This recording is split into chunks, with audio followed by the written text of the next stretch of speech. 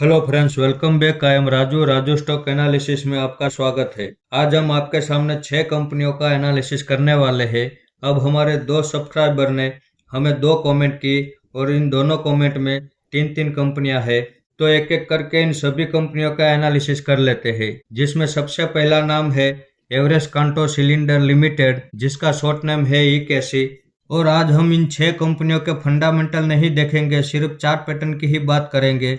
अगर हम इन 6 कंपनियों के फंडामेंटल देखने जाएंगे तो वीडियो बड़ा लंबा हो जाएगा, तो इस बात को ध्यान में रखते हुए हम सिर्फ चार्ट पैटर्न और सपोर्ट लेवल की ही बात करेंगे। हाँ, अगर इनके फंडामेंटल में कहीं कोई ऐसा बड़ा पॉइंट होगा जिसे हमें कवर करना चाहिए तो हम उसे जरूर से कवर करेंगे। अब एवरेस्ट कांटो का 2006 से लेकर अब तक का चार्ट आप देख सकते हैं। अब इसने 2008 में 384 रुपये का ऑल टाइम हाई बनाया था। अब 2008 में जो उसने ऑल टाइम हाई बनाया था, उसके बाद आज तक उसने कभी भी उस हाई को ब्रेक नहीं किया है और अभी ये 115 रुपये के पास ट्रेड कर रहा है। अब इसके फंडामेंटल अच्छे होने के बावजूद भी इसके चार्ट में किसी भी तरह की कोई भी टेक्निकल पैटर्न नहीं चल रही है। अब 2008 में इसने जो ऑल टाइम हाई बनाया था, उसके बाद आज तक इन 15 सालों में फिर कभी दोबारा नया ऑल टाइम हाई नहीं बनाया है। और अभी ये वैल्यूएशन में भी महंगा है, तो जब तक इसके चार्ट में कोई टेक्निकल पैटर्न नहीं बन जाते और जब तक ये वैल्यूएशन में सस्ता नहीं हो जाता, तब तक इस कंपनी से दूर रहना चाहिए। तो जिस दिन ये वैल्यूएशन में सस्ता हो जाएगा या इसके चार्ट में कोई टेक्निकल पैटर्न बनते हुए हमें नजर आएगी, उस दिन हम इस कंपनी में इन्वेस्टमेंट करेंगे और उस दिन आपके सामने डिटेल से इसका वीडियो बना के आ जाएंगे। आइए तो अब देखते हैं हमारा अगला स्टॉक, जिसका नाम है Gujarat state fertiliser chemicals limited. इसका शॉर्ट नेम है GSFC। अब ये शेयर हमारी वॉच लिस्ट में है। इसके फंडामेंटल काफी जानदार है, लेकिन सिर्फ अच्छे फंडामेंटल देखकर किसी भी कंपनी में किसी भी लेवल पे इन्वेस्टमेंट कर देना ये सही बात नहीं है। अब 1995 से लेकर अब तक का चार्ट आप देख सकते हैं। अब इसने 2024 में 322 रुपये का ऑल टाइम हाई बनाया था और वहां से गिरावट करते हुए अभी 180 रुपये के पास ट्रेड कर रहा है। अब इसके चार्ट में जो टेक्निकल पैटर्न चल रही है, उस टेक्निकल पैटर्न के हिसाब से इसमें हमारा जो पहला सपोर्ट निकल कर आ रहा है वो 80 रुपये के पास है। तो जब तक ये गिरावट करके 80 रुपये के पास नहीं आ जाता, तब तक हम इसमें वेट एंड वॉच करने वाले हैं। अब ये कंपनी अच्छी है, इसके फंडामेंटल अच्छे हैं, लेकिन वैल्यूएशन के हिसाब से अभी ये महंगा है, तो हमें कोई जल्दबाजी नहीं करनी है इसमें इन्वेस्टमेंट करने के लिए।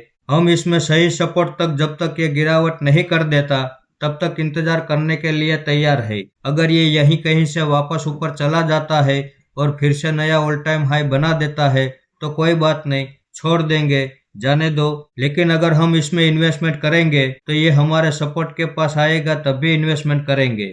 तो जिस दिन ये हमारे सही सपोर्ट के पास आ जाएगा, उस दिन हम इसमें भी इन्वेस्टमेंट करेंगे और उस दिन आपके सामने इसका डिटेल से वीडियो बना के आ जाएंगे। आइए तो अब देखते हैं हमारा अगला स्टॉक, जिसका नाम है विक्रम सोलार लिमिटेड। अब इसके फंडामेंटल भी अच्छे हैं, लेकिन चार्ट में अभी ये नया है और वैल्यूएशन के हिसाब से देखा जाए तो वैल्यूएशन में भी ये महंगा है।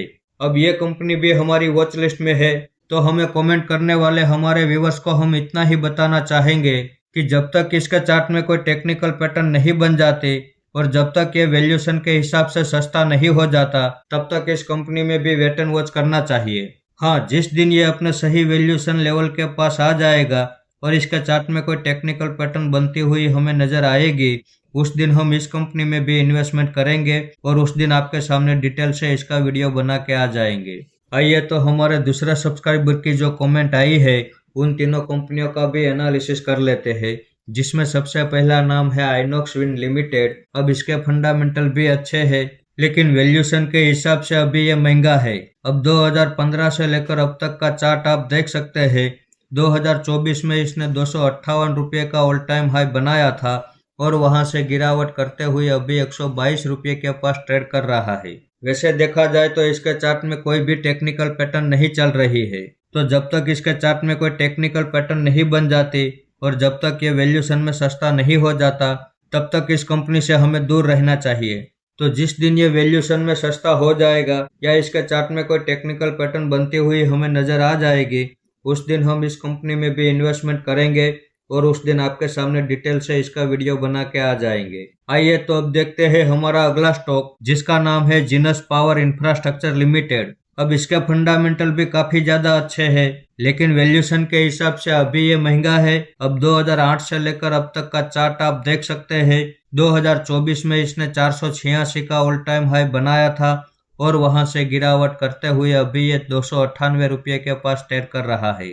अब इसके चार्ट में भी किसी भी तरह की कोई भी टेक्निकल पैटर्न नहीं चल रही है। तो जब तक इसके चार्ट में कोई टेक्निकल पैटर्न बनती हुई नजर नहीं आ जाती और जब तक यह वैल्यूएशन में सस्ता नहीं हो जाता, तब तक इस कंपनी से भी हमें दूर रहना चाहिए। और जिस दिन यह वैल्यूएशन में सस्ता हो जाएगा या इसके चार्ट में कोई टेक्निकल पैटर्न बनती हुई हमें नजर आ जाएगी, उस दिन हम इस कंपनी में भी इन्वेस्टमेंट करेंगे और उस दिन आपके सामने डिटेल से इसका वीडियो बना के आ जाएंगे। आइए तो अब देखते हैं हमारा अगला स्टॉक, जिसका नाम है वर्लपूल ऑफ इंडिया लिमिटेड। अब इसका वीडियो हमने 9 महीने पहले बनाया था, तब उसका भाव 950 रुपये के पास ट्रेड हो रहा था और अभी भी ये उसी लेवल के आसपास ही ट्रेड कर रहा है। तो हमें कमेंट करने वाले हमारे व्यूवर्स को हम इतना ही बताना चाहेंगे कि अगर आपने वो वीडियो नहीं देखा तो देख लीजिए। तो हम आशा करते हैं कि हमें कमेंट करने वाले हमारे दोनों सब्सक्राइबर को सारे सवाल के जवाब मिल गए होंगे। फिर भी अगर कोई डाउट हो तो आप हमें फिर से कमेंट कर सकते हैं। तो इस वीडियो को आप मेरी ओर से बाइंग या सेलिंग के रिकमेंडेशन ना समझे, ये मेरा पर्सनल व्यू है जो मैं आपके सामने शेयर कर रहा हूँ। ऐसे ही अच्छे टेक्निकल और फंडामेंटल वाले स्टॉक मैं आपके सामने लाता रहूंगा।